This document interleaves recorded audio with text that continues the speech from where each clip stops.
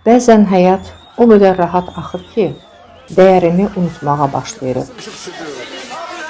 Amma bir köhnə görüntü, bir səs, bir xatirə bizi illərlə geri aparıb o ağır 90-cı illəri xatırladır. Qıtlığı, çörək növbələrini, insanların sabaha ümidsiz baxdığı günləri.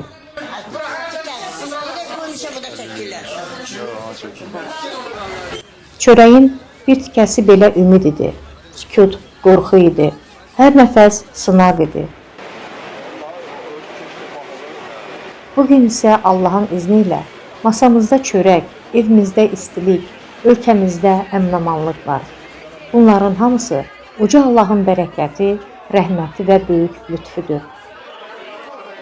Uca Allah buyurur, sən xatırlat, çünki xatırlatmaq möminlərə fayda verir.